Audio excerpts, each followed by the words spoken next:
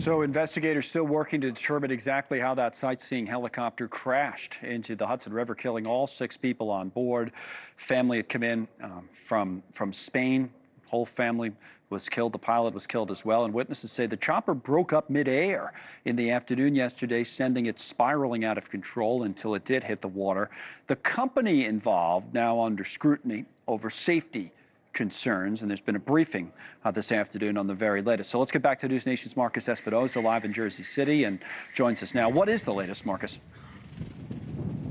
Yeah, Connell, the NTSB holding a press conference earlier today around 2:30, 2:45, and they really did offer some insights here, but they also cautioned folks they do not have answers for what happened yesterday just before 3 o'clock. So it's been a little over 24 hours. There's still a lot to get to there. So let's kind of go through the timeline and kind of unpack what exactly happened, because there's a lot of things that are going on in regards to this investigation.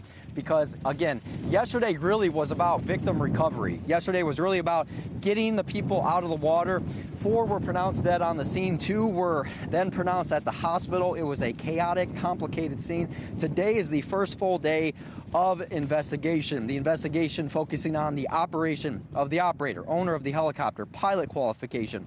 Still missing is the main rotor, roof structure, tail structure. So they're still looking for these things as well. The New York helicopter, a Bell 206L4 chopper, was carrying a pilot and the Spanish family of Siemens executive Agustin Escobar, which included his wife and 3 children, took off for the tour in the helicopter just before 3 p.m. yesterday. They had just gotten to New York City from Barcelona, Spain, to celebrate a birthday. Mayor Adams did reveal that in the presser there as well. The chopper then flew north along the Manhattan skyline, then back south towards the Statue of Liberty, the flight not even lasting 20 minutes.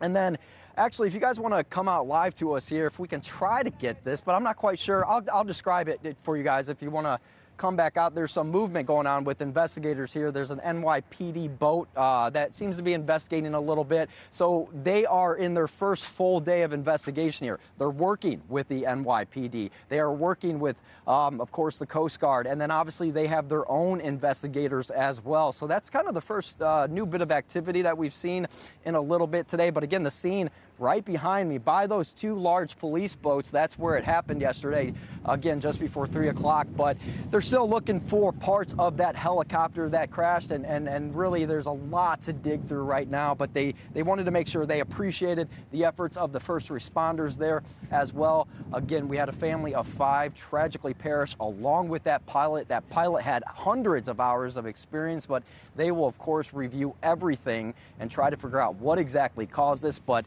that video that we're showing now, that is now edited and stopped before that tragic moment. Really, a lot of people saw that yesterday. Yeah. And I think that hit a lot of folks, really heavily. That was just really, really tough to watch, Connell. It hit us heavily as we were covering it, absolutely. Marcus, thanks. Marcus Espinoza live for us on the scene of that crash. Man, that is some video to watch. You think of that poor family and beautiful little children that were just in town from Spain. Thanks so much for watching. Just go to joinnn.com to find News Nation on your television provider. And don't forget to click the red subscribe button below to get more of News Nation's fact-driven, unbiased coverage.